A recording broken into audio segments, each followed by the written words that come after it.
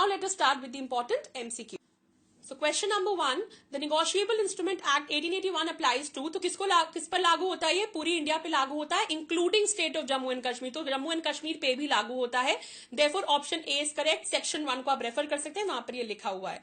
Question number 2, Negotiable Instrument Act 1881 कब लागू किया गया? तो ये 1 मार्च 1882 को लागू किया गया. Therefore option C is correct. Section 1 में बात मेंशन्ड है. Next, question number 3, the undertaking contained in a promissory note to pay a certain sum of money is, तो ये undertaking आपकी unconditional होती है.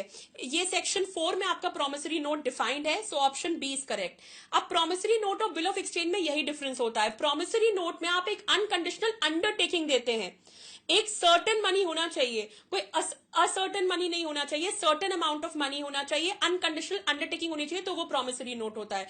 Bill of exchange unconditional order होता है, यही दोनों में डिफरेंस होता है. वहां पर भी सर्टेन सम ऑफ मनी होता है, लेकिन promissory note is an unconditional undertaking and bill of exchange is an unconditional order.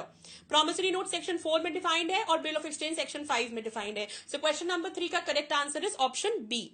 Next question number 4, bill of exchange क्या कंटेन करता है? तो अनकंडीशनल ऑर्डर कंटेन करता है. You can refer section 5, so option B is correct here. Next question number 5, cheque क्या है? Check एक bill of exchange होता है. सेक्शन 6 में it is mentioned, so you can refer section 6, so here option B is correct. Next, question number 6, the term a check in the electronic form is defined in the Negotiable Instrument Act 1881 under which section? तो explanation 1A of section 6 में बात दे रखी कि check अपना electronic form भी include करता है check की डेफिनेशन में. Next, question number 7, the term negotiable instrument is defined in the Negotiable Instrument Act under section, तो ये कौन से सेक्शन में डिफाइंड है आपका नेगोशिएबल इंस्ट्रूमेंट एक्ट के? So options are section 12, section 13, 13A, 13B.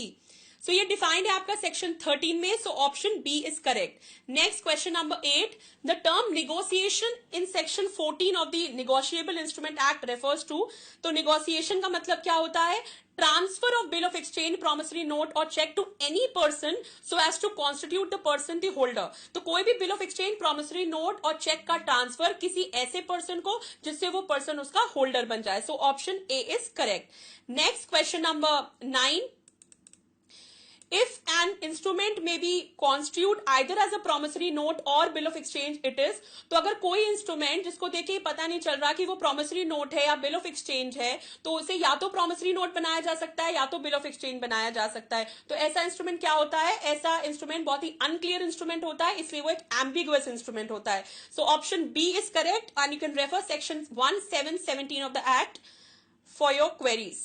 Next, question number 10, if in an instrument the amount undertaken or ordered to be paid is stated differently in figures and in words, अगर कोई instrument में जो amount है वो words में अलग लिखा है, फिगर्स में अलग लिखा है, तो क्या होगा? तो उस पर्टिकुलर केस में जो अमाउंट वर्ड्स में मेंशन्ड है वही वैलिड होगा और उसी को कंसिडर किया जाएगा. So option C is correct. The amount stated in words shall be the amount undertaken order to be paid. It is mentioned under section 18 of the act. Next, question number 11, under section 16 of the Negotiable Instrument Act, endorsement in blank of an instrument means, तो endorsement in blank का मतलब होता है जहां पर इंडोर्सर केवल अपना नाम साइन करता है और कोई डायरेक्शन मेंशन नहीं करता कि किसको पे होना है. तो केवल जब वो अपना नाम साइन करता है तो that is called as endorsement in blank. इसके लिए सेक्शन 16 में मेंशन्ड है. Next, question number 12, at sight under section 21 of the negotiable instrument act, मतलब एट साइट का मतलब क्या होता है? On demand. कोई इंस्ट्रूमेंट एट साइट दिया जाएगा मतलब ऑन डिमांड होगा वो. So option B is correct. Question number 13, a promissory note or bill of exchange which is not expressed to be payable on demand at site or on presentment is at maturity. तो ऐसा कोई promissory note या bill of exchange जो कि payable on demand, at sight और on presentment नहीं है, तो वो मेच्योरिटी पर कब होता है? So here option B is correct. On the third day after the date on which it is express to be payable. तो अगर आप सेक्शन 22 देखेंगे तो उसमें लिखा हुआ है कि 3 दिन का ग्रेस पीरियड दिया जाता है. जिस दिन मेच्योरिटी होती है उस दिन के 3 दिन का ग्रेस पीरियड दिया जाता है, इसीलिए on third day after the day on which it is express to be payable. So option B is correct. Section 22 you can refer. Question number 14, if a minor draws endorses or deliver or negotiates an instrument, अगर minor कोई draw करता है, endorse करता है, deliver करता है, negotiate करता है इंस्ट्रूमेंट, तो वो इंस्ट्रूमेंट क्या माइनर को बाइंड करता है? सो सारी पार्टीज को बाइंड करता है वो इंस्ट्रूमेंट एक्सेप्ट माइनर, माइनर को बाइंड नहीं करता है, इस वजह से option C is correct. You can refer section 26 of the act. Next question number 15. In a promissory note, the amount of money payable must be certain. May be certain or uncertain. Is usually uncertain. तो हमेशा certain होना चाहिए. आप section 4 को पढ़ेंगे और section 5 को, तो प्रॉमिसरी नोट और बिल ऑफ एक्सचेंज दोनों में अमाउंट सर्टन होना चाहिए. Therefore option A is correct. Next question number 16. An authority to draw bill of exchange itself import an authority to endorse, does not itself import, sometime import. तो यहां पर option B is correct कि आप bill of exchange draw करने की आपके पास authority, तो इसका मतलब ये नहीं कि आपको इंडोर्स करने की भी अथॉरिटी अपने आप मिल गई, बिल्कुल भी नहीं. You can refer section 27 for this. Question number 17. The term legal representative जो सेक्शन 29 ऑफ द एक्ट में डिफाइंड है, वो क्या कौन सी स्टेटमेंट उसके रिस्पेक्ट में यहाँ पे सही है? So here statement B is correct कि वो एग्जीक्यूटर्स और एडमिनिस्ट्रेटर को भी इंक्लूड करता है, जो कि आपका के सुबाना वर्सेस के सुब्रयुद्दू AIR 1926 में हेल्ड किया गया था. Next question number 18. Can a drawer escape from his liability? क्या ड्रॉअर अपनी लायबिलिटी से भाग सकता है? तो yes, a drawer can limit or exclude his liability by inserting in the bill. Bill में वो एक क्लॉज एक्सप्रेस स्टिपुलेशन इंसर्ट करके अपनी लायबिलिटी को लिमिट कर सकता है और एक्सक्लूड कर सकता है. Next question number 19. So in which of the following case the elementary law is laid down that where there is no acceptance, no cause of action can have arisen to the payee against the drawee? तो ये बात कहां पर held करी गई है? तो ये आपके हेल्ड करी गई है खानदास नारनदास versus दईबाई. So option A is correct. Next question number 20. A bill is drawn payable to A or order. एक बिल ड्रॉ किया गया payable to A और order. A उसको इंडोर्स कर देता है B को. इंडोर्समेंट में और ऑर्डर वर्ड कंटेंट नहीं है, नहीं लिखा हुआ है, ना कोई वर्ड लिखा हुआ है. क्या बी उस इंस्ट्रूमेंट को निगोशिएट कर सकता है? तो बी उस इंस्ट्रूमेंट को बिल्कुल निगोशिएट कर सकता है. ये सेक्शन 51 की इलस्ट्रेशन है. तो जब तक किसी इंस्ट्रूमेंट में रेस्ट्रिक्शन ना लगा हो कि आप फर्दर नेगोशिएट नहीं कर सकते, स्पेसिफिकली मेंशन ना हो कि आप फर्दर नेगोशिएट नहीं कर सकते, तब तक आप नेगोशिएट कर सकते हैं. Next question number 21. Where an endorser of an instrument excludes his liability and afterwards becomes the holder of the instrument, who are liable to him? जब इंडोर्सर अपनी इंस्ट्रूमेंट की लाइबिलिटी को एक्सक्लूड कर देता है और उसके बाद होल्डर बन जाता है, तो उसके लिए कौन लाइबल होता है? तो जितने भी इंटरमीडिएट इंडोर्सर्स होते हैं वो लाइबल होते हैं. ये बात आपकी सेक्शन 52 ऑफ द एक्ट में मेंशन्ड है. Next question number 22. Can the legal representative of a deceased person negotiate a promissory note, bill of exchange or check payable to order by delivery only which was endorsed by the deceased but not delivered by him? तो क्या एक disease का legal representative negotiate कर सकता है कोई promissory note, bill of exchange या cheque जो कि पेबल बाय ऑर्डर था, payable to order by delivery and which was endorsed by the deceased but deliver नहीं हुआ था? तो इस केस में नहीं, लीगल रिप्रेजेंटेटिव नेगोशिएट नहीं कर सकते. Instrument by delivery only. He must re indorse and deliver the instrument for negotiating it. You can refer section 57 of the act. Next question number 23. Can the holder of a negotiable instrument endorse in blank, convert the endorsement into an endorsement in full? तो हाँ, ये holder ऐसा काम बिल्कुल कर सकता है. Yes, the holder can without signing his own name. और जहां पर इंडोर्सर ने साइन किया होगा वहां पर वो डायरेक्शन दे सकता है कि किसी और पर्सन को एज ए इंडोर्सी ये दिया जाए और कन्वर्ट कर सकता है इंडोर्समेंट इन ब्लैंक को endorsement in full. You can refer section 49 for that. Next question number 24. The endorsement of a negotiable instrument followed by delivery. तो इससे क्या होता है? क्या कोई जो भी प्रॉपर्टीज में मेंशन होती है वो ट्रांसफर हो जाती है? तो हाँ, जब भी कोई निगोशिएबल इंस्ट्रूमेंट की इंडोर्समेंट होती है वो डिलीवरी के थ्रू इंडोर्स किया जाता है, तो उस पर्टिकुलर निगोशिएबल इंस्ट्रूमेंट में जो भी प्रॉपर्टी लिखी होती है वो भी ट्रांसफर हो जाती है. So option C is correct. Next question number 25. When presentment for payment is to be made under section 65 of the act. तो सेक्शन 65 ऑफ द एक्ट में प्रेजेंटमेंट कब होती है पेमेंट की? तो अगर बिजनेस की बात है तो यूजुअल आवर्स ऑफ बिजनेस में, और अगर बैंकिंग की बात है तो विद इन बैंकिंग आवर्स। तो option B is correct here. Next question number 26, अगर रीजनेबल टाइम को डिटरमाइन करना है नेगोशिएबल इंस्ट्रूमेंट की पेमेंट के लिए तो क्या पब्लिक हॉलिडेज एक्सक्लूड किए जाते हैं? हाँ, बिल्कुल एक्सक्लूड किए जाते हैं, और ये मेंशन्ड है आपका सेक्शन 63 में। So option B is correct. Next question number 27, the question of the reasonableness of the time for presenting a bill of exchange for payment is. तो ये जो रीजनेबलनेस का क्वेश्चन होता है टाइम का, तो ये question mixed question of law and fact होता है। So option C is correct here. Next question number 8, Section 76B of the Negotiable Instrument Act, the engagement to pay must have been entered into। तो ये कब enter होनी चाहिए? तो it should be entered prior to maturity। So option C is correct, जो कि आपका ठाकुर दिन वर्सेस ऑथ कमर्शियल बैंक में हेल्ड किया गया था। Next question number 29, a note under section 99 of the Negotiable Instrument Act should contain among other things। तो जो नोट होता है section 99 of the negotiable instrument act का, उसके अंदर और क्या होना चाहिए? तो नोटरी के चार्जेस होने चाहिए।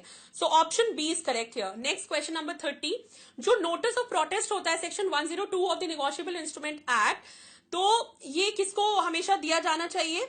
So it may be given by the notary public, जो प्रोटेस्ट बनाती है नोटरी पब्लिक, उसके द्वारा दिया जाता है ये।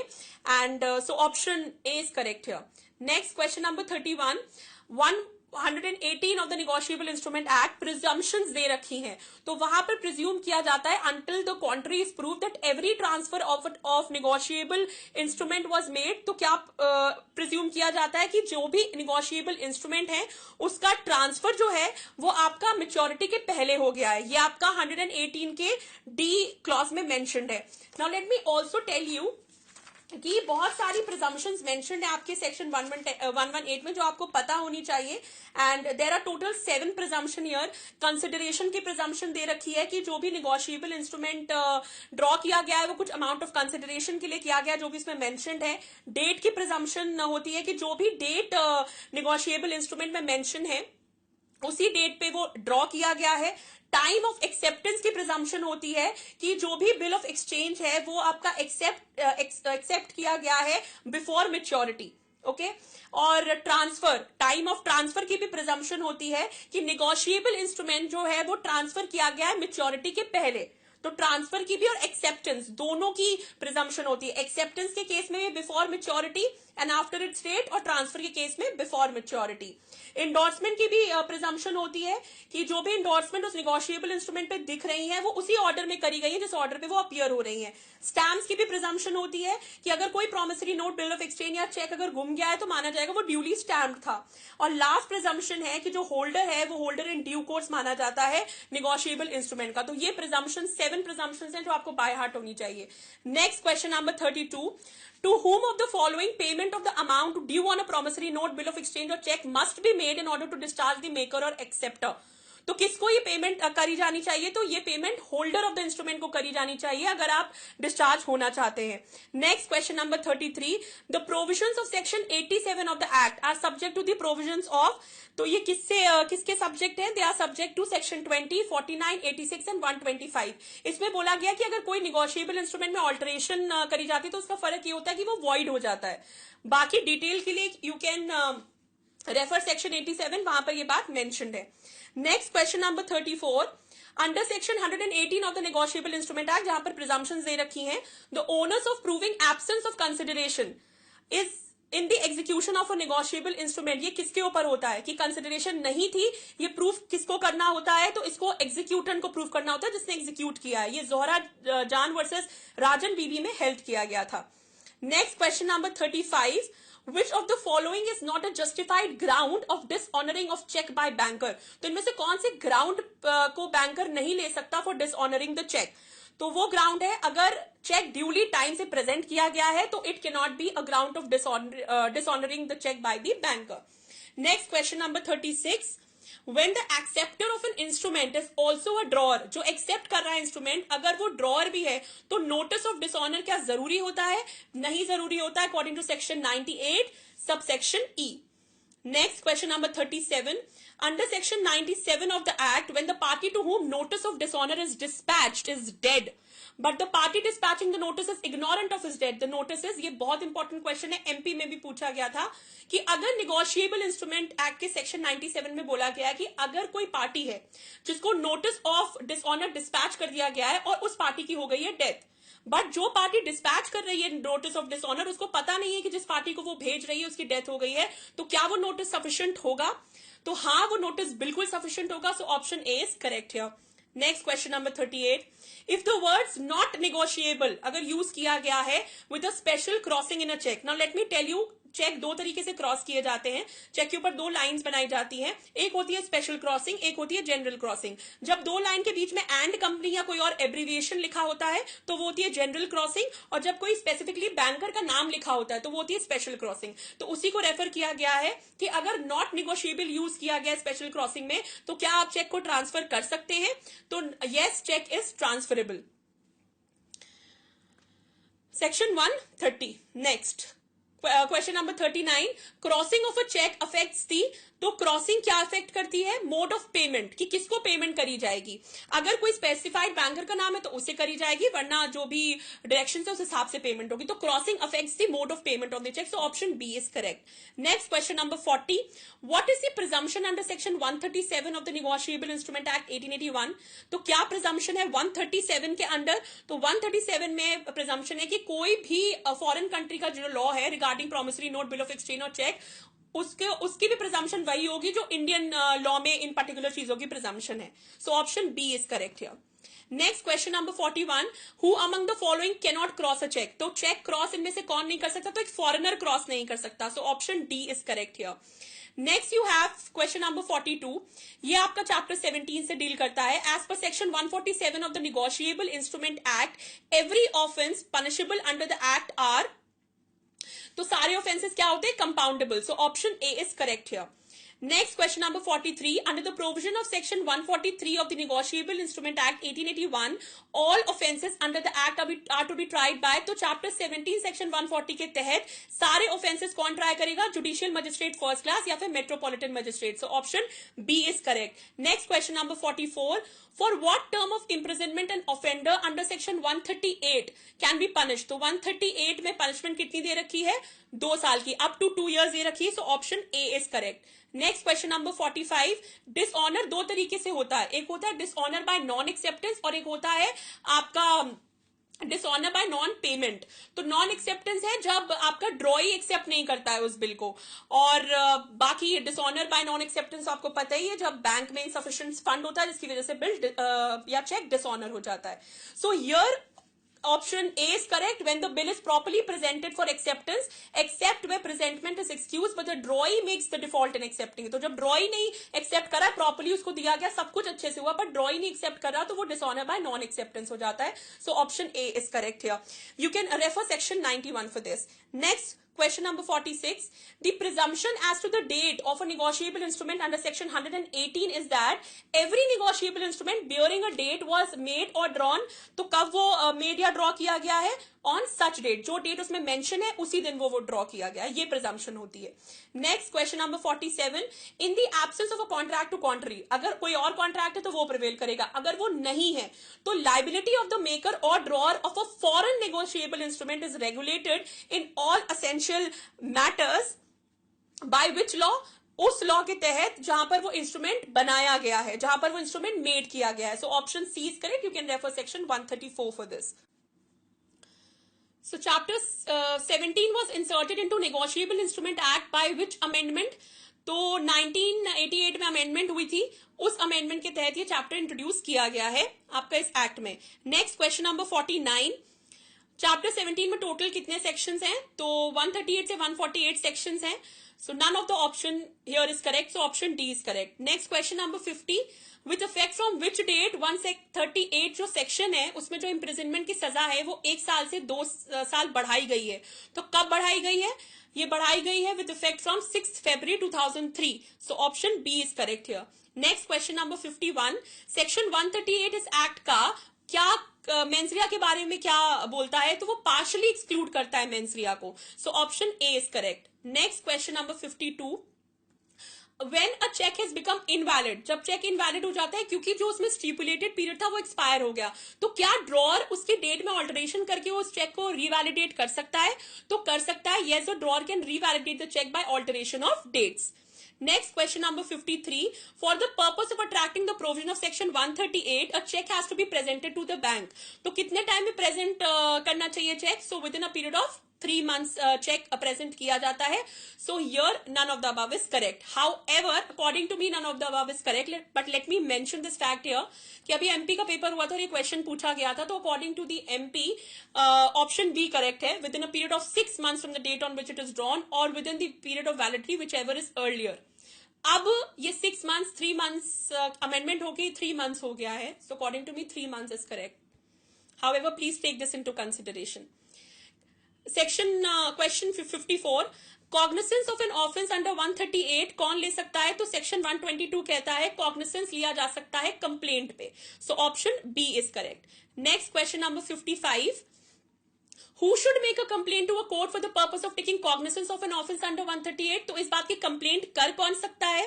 तो कंप्लेंट कर सकता है पेयर, और एज द केस में भी the holder in due course of the cheque. ठीक है, वो कर सकता है complaint. So option A is correct here. Next question number 56. A complaint against an offence under section 138 क्या राइटिंग में होनी चाहिए, कैसी होनी चाहिए? तो यस, वो राइटिंग में होनी चाहिए, मस्ट बी इन राइटिंग. तो राइटिंग में ही होनी चाहिए, आप ओरली नहीं दे सकते, सेक्शन 142 में मेंशन्ड है. Next question number 57. In the trial of an offence under 138 the provision of section 262 to 265 of the code of criminal procedure.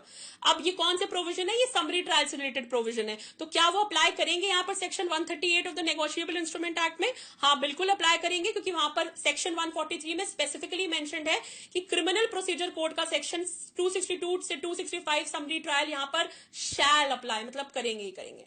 Next question number 58. Under section 143 of the negotiable instrument act an endeavour shall be made कि trial कितने दिन में complete किया जाए from the date of filing of the complaint. तो कोशिश करी जाएगी कि 6 महीने के अंदर कंप्लीट किया जाए from the date of filing of the complaint. So option C is correct. Next question number 59. Can a notice in writing envisaged in section 138B of the Negotiable Instrument Act be sent by telegraph? तो जो notice in writing दिया जाता है क्या वो telegraph से भेजा जा सकता है? तो हाँ, बिल्कुल भेजा जा सकता है. ये M.V. मुथुरलिंगम वर्सेस नारायण स्वामी में हेल्प किया गया था. So option B is correct. Next question number 60. The provision of section 147 of the act that every offense punishable under this act shall be compoundable. ये compoundable होगा, जो भी offense इस particular act के अंदर होता है वो offense compoundable होगा. ये कौन सी amendment से add किया गया है provision? तो ये आपका add किया गया है अमेंडिंग एक्ट ऑफ 2002, जो कि विथ इफेक्ट हुआ है from 6 February 2003. Next question number 61. जो लाइबिलिटी है आपकी 138 ऑफ द एक्ट में, वो कैसी लाइबिलिटी है? तो वो आपकी स्ट्रिक्ट लाइबिलिटी है. Okay. Next, a magistrate issuing a summon to an accused or a witness can send it. तो मैजिस्ट्रेट समन को कैसे भेज सकते हैं? तो वो स्पीड पोस्ट से भेज सकते हैं, या फिर वो कुरियर सर्विसेज से भेज सकते हैं, और ऐसी कुरियर सर्विस जो कि सेशन कोर्ट द्वारा अप्रूव करी गई हो. So option D is correct, both A and C. Next question number 63. Under Limitation Act, the period of limitation for filing a suit by the payee against the drawer of a bill of exchange which has been dishonored by non-acceptance. अगर bill of exchange non-acceptance की वजह से dishonor हुआ है, मतलब ड्रॉई ने उसको accept नहीं किया बिल को, इस वजह से bill dishonor हो गया, तो क्या limitation period रह जाता है? तो कितना limitation period होता है? So it is 3 years from the date of the refusal to accept. और ये कहाँ दे रखा है? ये आपका section 40 of the schedule of the limitation act में बात mentioned है. You can refer section 40 from there. Next question number 64. A post dated check remains only a bill of exchange till the date on its face, and only from that date it becomes a check being payable on demand. This observation was made by the court in case of, तो ये observation Poona देवी versus John इनपेक्स private limited में करी गई थी कि जो post dated cheque होता है वो बिल ऑफ एक्सचेंज होता है टिल द डेट, जब तक कि वो एक्चुअल डेट ना आ जाए और उस दिन से वो cheque being payable on demand हो जाता है. Next question number 65.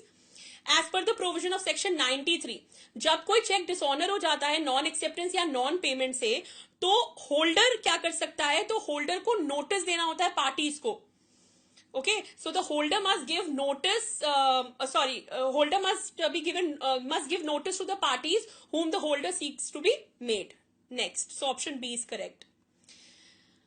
Next question number 66. In which of the following case Supreme Court ने held किया persons who are sought to made vicariously liable for a criminal offence under 141 should be at the time the offence was committed was in charge and was responsible to the company for the conduct of the business of the company. Every person connected with the company shall not fall within the ambit of the provision. तो अगर company ने कोई offence किया है तो section 141 के तहत तो कौन वाइकेरियसली लायबल होगा? जो उस समय रिस्पॉन्सिबल थे कंपनी के काम के लिए, जो कंपनी के इंचार्ज थे, जो कंपनी का बिजनेस होल्ड ऑन कर रहे थे, केवल वही रिस्पॉन्सिबल होंगे, सब लोग रिस्पॉन्सिबल नहीं होंगे. तो ये ऑब्जर्वेशन सुप्रीम कोर्ट ने National Small Industry Corporation Limited versus Harmeet Singh Paintal में दी थी 2010. So option A is correct. Next, the provision regarding summary procedure relating to suits upon bills of exchange, hundis and promissory notes, ये कहां पर दे रखा है?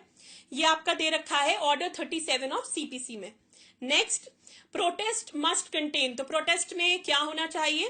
तो protest should contain the name of the person जिसके from for whom the instrument has been protested, the name of the person against whom the instrument has been protested, जिसके against हो रहा है और जो करवा रहा है इंस्ट्रूमेंट itself.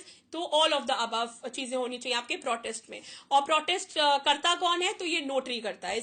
बनाता कौन है ये प्रोटेस्ट? तो ये नोटरी बनाता है. So option C is correct. Next, last question, question number 70.